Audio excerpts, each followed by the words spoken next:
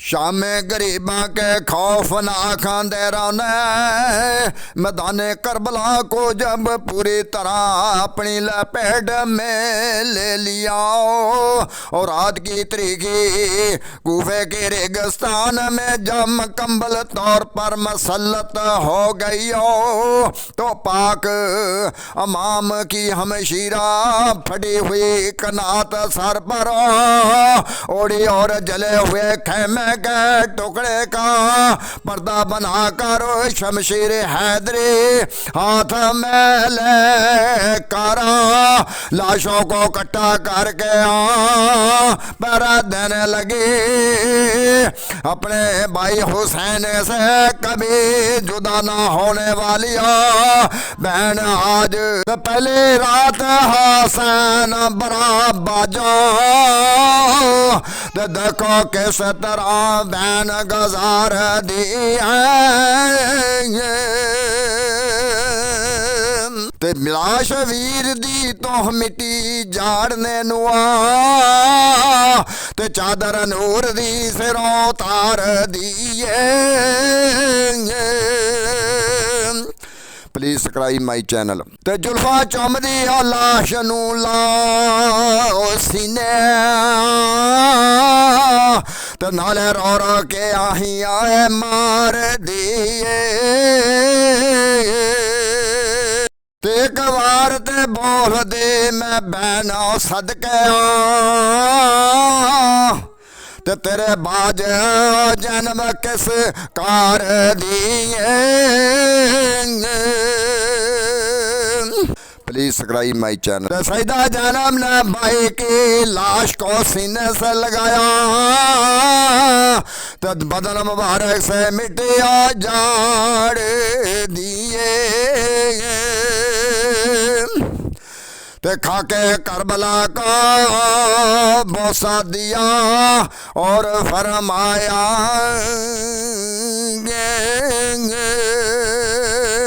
इंशाअल्लाह रात महरम वाली से बरसां दिया गुजरेंगे तो ना दिन चढ़ते ना रात है मुके ते मेरा वीर जुदा ना थीवे ते मरना वीरा किसे दे ते शाला होन ना मानिया ना बैणा ते जिस बैण दा वीर ना कोई उस की दुनिया तो लेना ते लाश बरा दे बेबे जैनब ते लासीन लाल गोठ दिए ते केड़ी गलो जरास गया ते वीरन कदे इंज परेद नया टट दिए ते अधी रात हो गया ते बीबी जैनब ने देखा कि एक घोड़ा सवार लाशों के गर्द चक्कर लगा रहा है। ते सईदा ने हैरान होकर पूछा तू कौन है और लाशों के गर्द चक्कर क्या लगा रहा है। असवार ने पूछा बीबी लाश कन किया ते फातिमा जाई ने जवाब दिया जे अली अकबर की लाश है जे अली असगर की लाश है। सवार ने फिर पूछा ओए बीबी दे जो जे दो जो छोटी छोटी लाशें कन की है। सईदा की आंखों से आंसू जारी हो गए और फरमाया तो ना इन्दा हूं मोहम्मद ते मुझे गरीब दे बचड़े ओ हुसैन दी जोड़ी ते मेरी जोड़ी दोवें बहन बराया जी उजड़े ते फातिमा की लाडली का जवाब सुनकर ते सवार जाने लगा तो बीबी ने इसके हाय घोड़े की तो लगाम पकड़ लई और पूछा सवारा तू भी बता तू कौन है, कहाँ से आया है और आया क्यों है। सवार ने चेहरा से नकाब उठाया और फरमाया मारा आवाज नबी करीम ने दगो ए जवाब सुनाया ते मैं ते तंद गरीब दा मैं ते तद गरीब दा नाना हाँ ते बचड़ी तेरा पैरा वेखण आया। मैं ते तंद गरीब दा नाना हाँ ते बचड़ी तेरा पैरा वेखण आया। Please subscribe my channel. तो नहीं दस्तो राजा मान अंदर जिदा प्यासा वीर मर जावे ते सारे बरादा होवे नेजे उते ते उते बैन पानी बै पीवे। Please subscribe my channel. ते सबर शुकर दा जाम पीता ते साड़ी होई होई शान दुसवे ते मैं भी प्यासी मर जावा पर ते मेरा आबद शाला जीवे। Please subscribe my channel. तुम्हारे हाल पे समान हिल गया बीबी ते असलाम मौसन सलाम कस्ता तन लाशो सलाम तुम पे शहीदों के बेकुफन लाशो। Please subscribe my channel. ते आबद बमार ने करबला मैं क्या क्या रात देखा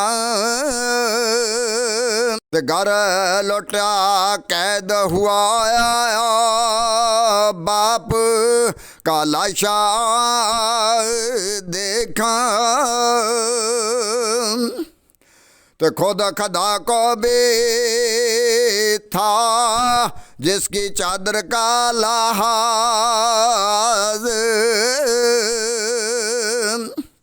ते आज ऐसे सईदा जैनब का ओ बेपर्दा देखा।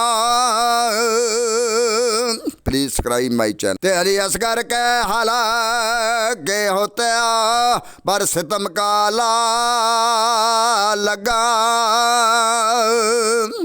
और तपती हुई रेत पे अकबर को तड़पता वे खांग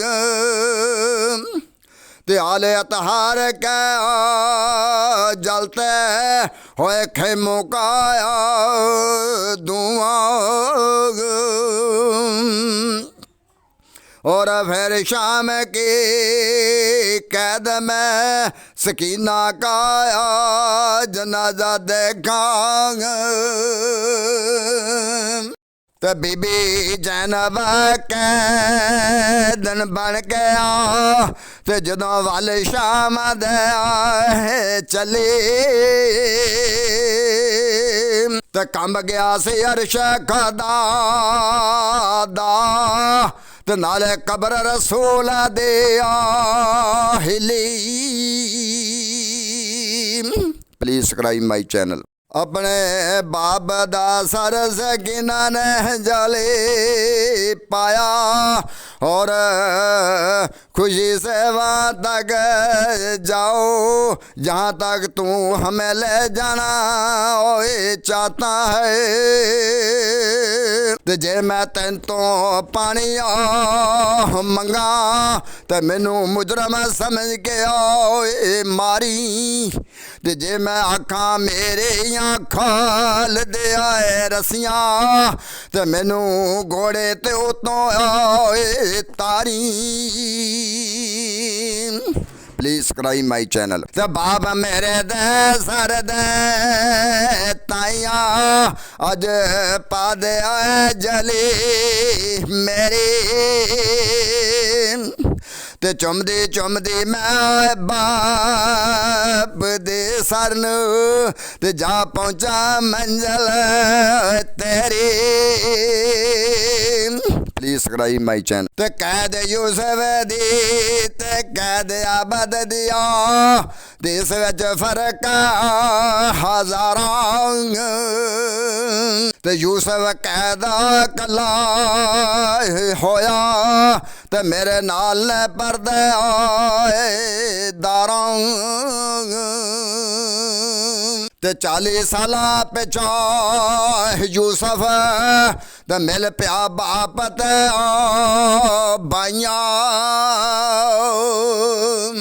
पर यो रोज क़यामत तक पा गया ते मेरा बाप जुदाइयां। Please subscribe my channel.